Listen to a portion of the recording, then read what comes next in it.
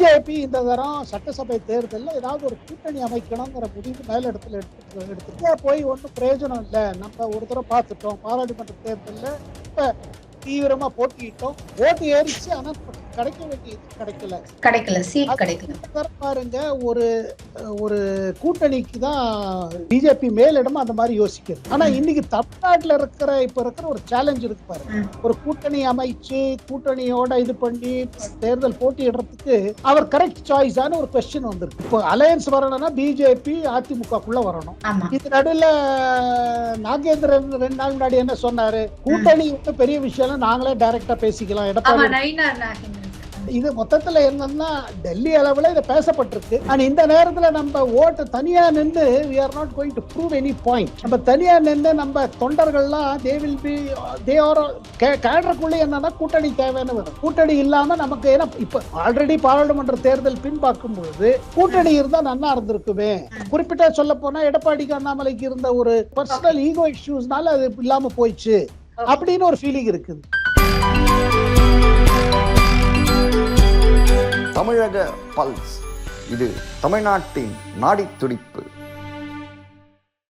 Sir, தொடர்ந்து party விட்ட டிஃபரன்ஸ்னு சொல்லி கொண்டிருக்கோம். பிஜேபி இப்ப நட்டாஜி அவர்களுக்கு பதிலா வேற யார முன்மொழிவாங்கன்னு நீங்க எதிர்பார்க்கறீங்க உங்க சைட்ல இருந்து? அஸ் அ சேம் திங் எல்லா இடத்துலயுமே ஒரு பார்ட்டி பிரசிடென்ட்கான தேர்தல் நடந்து கொண்டிருக்கும் போது தமிழக பாஜக தலைவரின் மாற்றத்திற்கு ஏதாவது ஒரு விஷயம் இருக்குமா சார் உங்களுக்கு தெரிந்த அளவு? இப்ப என்னன்னா முதல்ல என்ன புரிஞ்சுக்கணும்னா, இந்த தேர்தல் கொஞ்சம் டிலே ஆயிடுச்சு. Okay sir. ஜனவரி கடைசிக்குள்ள முடிவு பண்ணணும்னு வச்சிருந்தாங்க. ஆனா இப்ப அது மார்ச் வரையில் போயிடுச்சு. ஓகே. அதுல தமிழ்நாடு உள்பட பல மாநிலங்கள்ல இன்னும் அந்த ப்ராசஸ் இன்னும் கம்ப்ளீட் ஆகல. Okay sir. தமிழ்நாட்டை பொறுத்த மட்டும் பாத்தீங்கன்னா 2026ல சட்டசபை தேர்தல் வருது.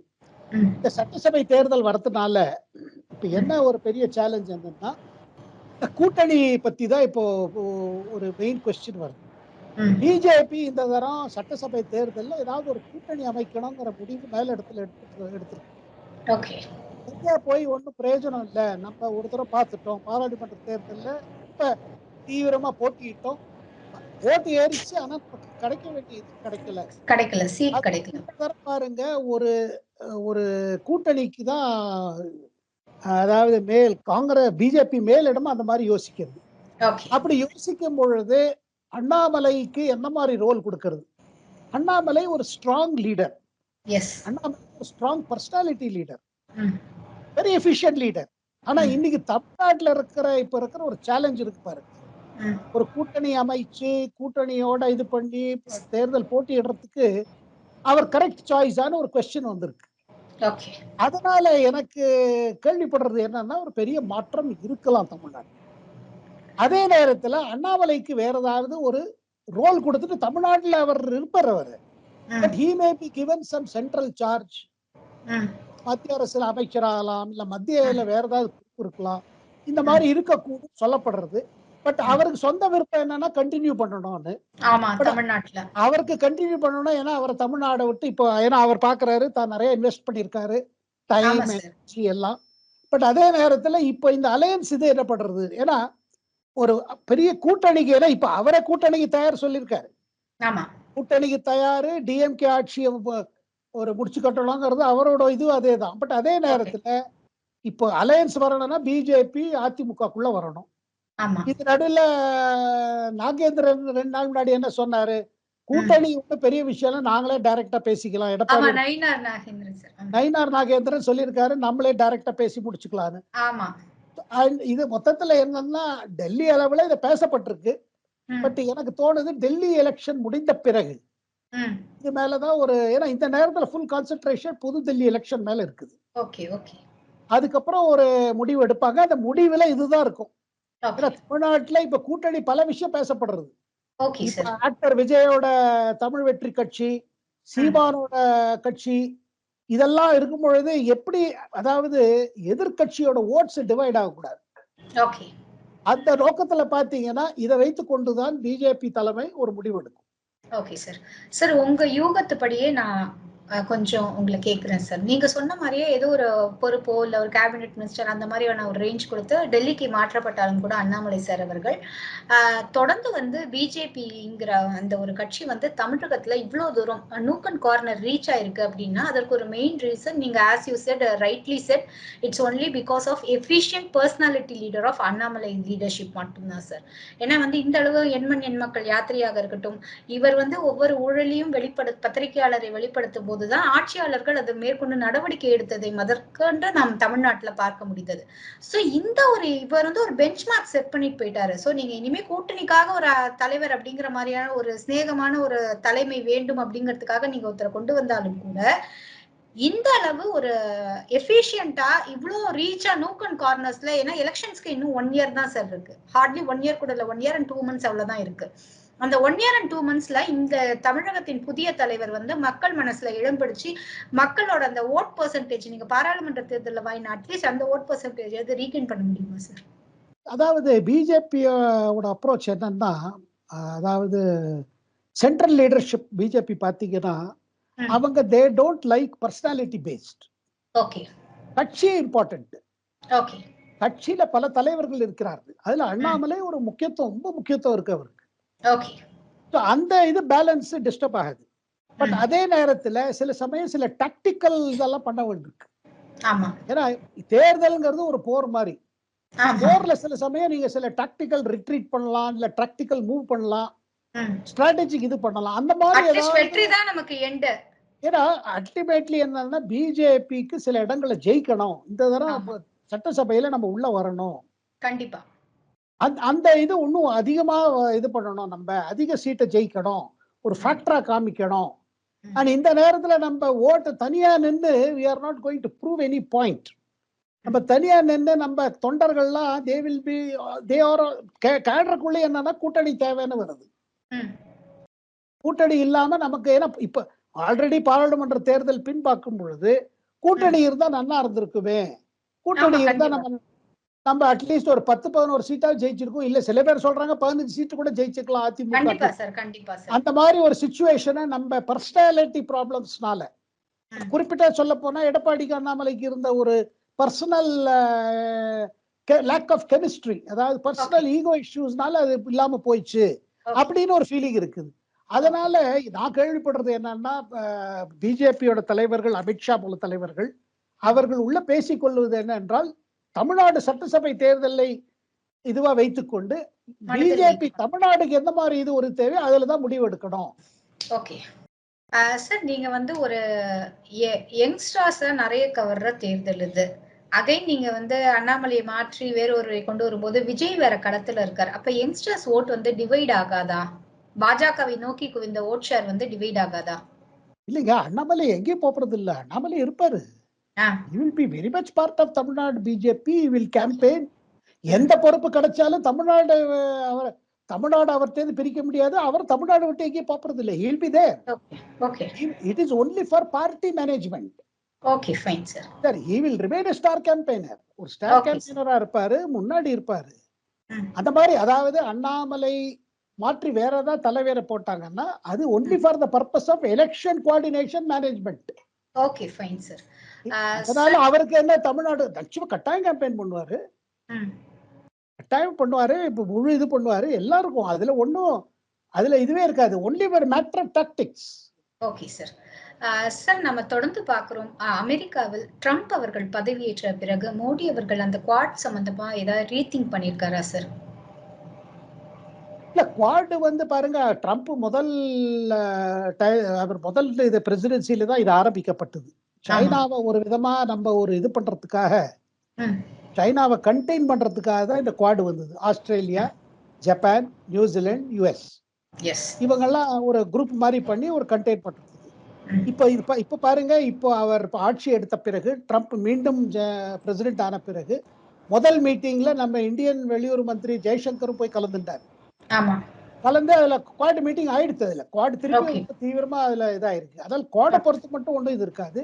ஆனா இந்தியாவுக்கும் அமெரிக்காவுக்கும் உறவு எப்படி போறது, இதுல எது ட்ரம்ப் வந்து பாதகமா சாதகமா கேள்வியில இப்ப நிறைய வர ஆரம்பிச்சிருக்கு. அதுல முக்கியமா முதல்ல பாத்துருவோம் பிளஸ் பாயிண்ட் என்னன்னு பார்ப்போம். ஆமா, அதாவது ட்ரம்ப் ஜனாதிபதி ஆன பிறகு இந்தியாவுக்கு எதெல்லாம் பிளஸ் பாயிண்ட்? முதல் பிளஸ் பாயிண்ட் என்னன்னா, ஜனாதிபதி ட்ரம்ப்புக்கும் பிரதமர் மோடிக்கும் ஒரு நல்ல கெமிஸ்ட்ரி, நல்ல அண்டர்ஸ்டாண்டிங். முதல் முறையாக அவர் பிரசிடென்ட் ஆன போது பாத்தீங்கன்னா நல்ல ரிலேஷன்ஷிப், அண்டர்ஸ்டாண்டிங். அந்த அண்டர்ஸ்டாண்டிங் ஒரு பிளஸ் பாயிண்ட். இரண்டாவது, ரெண்டு நாடுகளுக்கும், ரெண்டு தலைவர்களுக்கும், ட்ரம்ப்புக்கும் சரி மோடிக்கும் சரி கவலை இது என்ன? சைனா. சைனா கொள்கைகள், சைனாவோட ட்ரேட் பாலிசி, சைனா சில சமயம் இந்த இந்தியன் ஓஷன்ல சரி, நம்ம கிழக்கு ஏசியாவில், தென்கிழக்கு ஏசியால ஒரு த்ரெட் பர்செப்ஷன் இருந்துட்டே இருக்கு சைனா பத்தி. அதெல்லாம் பார்க்கும்பொழுது ரெண்டு பேருக்கும் ஒரு காமன் வியூ இருக்கு, சைனாவை கொஞ்சம் இது பண்ணி வைக்கணும்னு. ரெண்டாவது. மூணாவது விஷயம் என்னன்னா, இந்த தீவிரவாதிகள் இருக்காள் பாருங்க, இஸ்லாமிய தீவிரவாதிகள், ஜியாதி தீவிரவாதிகள், எங்கெல்லாம் இந்த இடதுசாரி தீவிரவாதிகள், இடதுசாரி ராடிக்கல்ஸ், இதெல்லாம் பார்க்கும் பொழுது இந்தியாவுக்கு உள்ள கவலைகளும் சரி, அமெரிக்கா உள்ள கவலைகளுக்கும் ஒண்ணுதான். ட்ரம்ப் மோடி, இது மூணு பிளஸ் பாயிண்ட்ங்க. Okay sir. பட் எங்க மைனஸ் பாயிண்ட் எங்க வருதுன்னா, மைனஸ் பாயிண்ட் தான் நமக்கு கவலை கொடுக்கும். என்னன்னா கேட்டீங்கன்னா, ஒண்ணு, ஆல்ரெடி அவர் இந்தியாவிலேருந்து பல பேர் அங்க போயிட்டே இருக்காங்க, வேலை தேடிட்டு போறாங்க. அந்த மேட்டர்ல, விசா மேட்டர்ல அவருக்கு என்னன்னா, அங்க இந்த தடவை அவர் எலெக்ஷன் கேம்பெயின்ல என்னன்னா, இங்க இருக்கிற வேலையெல்லாம் வெளியில இருந்து ஆள் வந்துட்டாங்க, எக்கச்சக்கமா இல்லீகல் மைக்ரேஷன் ஆயிடுத்து. அதாவது நார்மலா விசா வாங்கி போனவங்க இருக்காங்க, அதுல சில பேர் கிரீன் கார்டு ஹோல்டரா இருக்காங்க, வெயிட் பண்ணிட்டு இருக்காங்க சிட்டிசன்ஷிப்புக்கு, அதெல்லாம் இருக்குது. அதனால முதல் முறை அவர் வந்த உடனே எடுத்த ஒரு பெரிய முடிவு இருக்கு பாருங்க. அமெரிக்கா சட்டம் பிரகாரம் என்ன இருந்ததுன்னா, அமெரிக்கால யார் பிறந்தாலும் சரி, யாருக்கு பிறந்தாலும் சரி, ஆட்டோமேட்டிக் குழந்தைகளுக்கு அமெரிக்கன் அமெரிக்கன் இது, அதாவது இது கிடைச்சிடும், சிட்டிசன்ஷிப், குடியுரிமை உடனே கிடைச்சிடும். அந்த இதை அவர் மாத்திருக்காரு. இப்ப அது கோர்ட்டுக்கு போய் அது கோர்ட் ஸ்டே ஆர்டர் போட்டிருக்காங்க. அந்த சட்டத்துல ஒரு அவசர ஆர்டினன்ஸ் மாதிரி கொண்டு வந்து, எது நம்ம ஆர்டினன்ஸ் சொல்லுவோமோ அவர் எக்ஸிகியூட்டிவ் ஆர்டர் போட்டிருக்காரு. இது பாத்தீங்கன்னா பல இந்தியர்களுக்கு ஒரு கவலைக்கீடு விஷயம். பாருங்க, சில கேஸ்ல ஹஸ்பண்ட் சிட்டிசன்ஷிப் வாங்கியாச்சு, வைஃப் இன்னும் வாங்காம இருக்காங்க, ஆனா அந்த ரெசிடென்ட் விசால இருக்காங்க. அவங்களுக்கு பிள்ளைகள் பிறந்ததுன்னா அது என்ன ஆகும்? அது ஒரு கவலை. இதை தவிர்த்து பாருங்க, பல டிபெண்டன்ஸ் எல்லாம் இருக்காங்க பாருங்க, பையனோ பொண்ணோ அமெரிக்கால வேலை செய்யறாங்க, அவங்க they may be only H1B visa, அவங்க போறதா இருந்தா லாங் டேர்ம் போக முடியாது. இப்ப கையில ரிட்டர்ன் டிக்கெட் எல்லாம் இருக்கணும், அதெல்லாம் ஒண்ணு ஸ்ட்ரிக்டா பார்க்க ஆரம்பிச்சிருக்காங்க. நீங்க அங்கேயே தங்கிடக்கூடாது, கையில ரிட்டர்ன் டிக்கெட் இருக்கான்னு செக் பண்றாங்க. சில பேர் ரிட்டர்ன் டிக்கெட் அப்புறம் வாங்கிக்கலாம்னு அங்க போய் இறங்கிடுவோன்னு போய் இறங்கிறவாளுக்கு கொஞ்சம் கஷ்டமா இருக்கு. அதுல சில ரிப்போர்ட் வருது, சில பேர் திருப்பி அனுப்பிச்சிட்டாங்கன்னு கூட வருது. இது ஒரு பிரச்சனை. இது ஒண்ணு பாருங்க. பட் அதே நேரத்துல H1B1 அமெரிக்காவுக்கு தேவையானதுனால்தான் அது வந்தது. அமெரிக்கால பல செக்டர்ல பாத்தீங்கன்னா டேலண்ட் கிடையாது. அந்த டேலண்ட் இந்தியா மாதிரி நாட்டுல இருந்தா அந்த டேலண்ட்டுக்காக அவங்க வேலையை கொடுக்குறாங்க. வேலையை கொடுத்துட்டு அங்க அமெரிக்கனுக்கு கொடுக்க வேண்டிய சம்பளத்தோட கம்மியா தான் கொடுக்குறாங்க. இது ஒண்ணு இருக்குது. அவங்களுக்கு ஒரு விதமாக ஒரு காம்படிட்டிவ் ரேட்ல தான் இங்க இருந்து ஹையர் பண்றாங்க. அவர் எலெக்ஷன்ல இது ஒரு பெரிய இஷ்யூ ஆயிடுச்சு. அங்கே பாருங்க, ட்ரம்போட சப்போர்ட்டர்ஸ் மத்தியில ரெண்டு இது இருக்குது. இலன் மஸ்க் போல தலைவர்கள், யார் அவர் கிட்டக்க இருக்காரோ, அவர்லாம் தொழில் இவர் இல்ல, அவர் பெரிய தொழில் நிபுணர், அவரெல்லாம் என்ன சொல்றாரு, இல்ல H1B1 தேவை நமக்கு அவ்வளவு இன்ஜினியர்ஸோ நம்ம டாப் கிளாஸ் ஸ்பெஷலிஸ்டோ கிடையாது, இந்தியா போல நாட்டுல இருந்து தேவை அப்படிங்கிறாரு. டெக்னிக்கலி ஸ்கில்டு பர்சன்ஸ் வேணும் அப்படின்னு சொல்றாங்க. அதே நேரத்துல ட்ரம்போட மத்த இவர் இல்ல யாருமே வரக்கூடாது, ஏன்னா அமெரிக்கா யாருமே வரக்கூடாதுங்கிற நிலைமையில் இல்ல, அதுக்கு ஆள் தேவை. இது இருக்குதுங்க. ஆனா எல்லாத்தோட பெரிய பிரச்சனை எங்க வருது கேட்டீங்கன்னா, அதாவது இந்தியா நிறைய எக்ஸ்போர்ட் போறது அமெரிக்கா. இந்தியாவோட எக்ஸ்போர்ட் பாத்தீங்கன்னா எக்கச்சக்கமா போகுது. அந்த போற எக்ஸ்போர்ட் இருக்கு பாத்தீங்களா, எவ்வளவு போகுதோ அது அவர்களுக்கு என்ன, அவ்வளவு இது அமெரிக்கால இருந்து இங்க வருது கிடையாது. அவங்க பிரஷர் என்னன்னா, நீங்க பாருங்க இவ்வளவு சாமான் நீங்க அனுப்புறீங்க, எங்க சாமான் எதுவும் வாங்குறது இல்ல, அது மேல நீங்க இது போட்டு வச்சிருக்கீங்க, வரி போட்டு வச்சிருக்கீங்க, டாரிஃப் போட்டு வச்சிருக்கீங்க, அந்த டாரிஃப் எல்லாம் நான் எடுத்துக்கணும், எங்க சாமான் உள்ளுக்குள்ள வரணும். பட் எந்த மாதிரி சாமான் உள்ள வரணும்னு அவங்க ஆசைப்படுறாங்க, அவங்க விவசாயிகள் ப்ரொடியூஸ் பண்றது. பழ வகைகள், பருப்பு வகைகள், இது வந்து நீங்க அதுக்கு அது கம்ப்ளீட் இந்தியன் மார்க்கெட் கொடுங்க, எங்களுக்கு ஆக்சஸ் கொடுங்க. டைரி ப்ராடக்ட்ஸ், இப்ப ஆப்பிள், ஆரஞ்சு, நம்ம பாதாம், பிஸ்தா, அது இன்னும் வரி குறைங்க. அங்க கொஞ்சம் சிக்கல் இருக்குது. என்னன்னா இந்தியா எந்த முடிவு எடுக்க முடியும், எது நம்ம விவசாயில பாதிக்கும். எல்லா இடத்துலயும் வாஷிங்டன் ஆப்பிள் இப்ப எல்லா இடத்துலயும் கிடைக்குது. பட் வாஷிங்டன் ஆப்பிள் வாங்கி சாப்பிட்ட பிறகு எல்லாரும் சொல்றாங்க, இல்ல நம்ம இமாச்சல் ஆப்பிள் நல்லா இருக்குது. இமாச்சல் ஆப்பிள் காஷ்மீர் ஆப்பிளோட கூட நல்லா இருக்குது. இமாச்சல் ஆப்பிள் தான் நிறைய விற்பனையாரு. இது மக்களோட டேஸ்ட். ஏன்னா கவர்மெண்ட் எந்த அரசுக்குமே ஒரு ப்ராடக்ட் வாங்குன்னு சொல்ல முடியாது. இதை வச்சுட்டு கொஞ்சம் உங்களுக்கு ஒரு டென்ஷன் வரலாங்க. காரணம் என்னன்னா, இந்த ட்ரேட் டெபிசிட் இருக்கு பாத்தீங்களா, அதாவது இந்தியாவுக்கும் அமெரிக்காவுக்கு ட்ரேட், அதாவது எக்கச்சக்கமா, அதாவது இந்தியாவோட இன்னைக்கு ட்ரேட் சர்ப்ளஸ் பாத்தீங்கன்னா $40 பில்லியன்.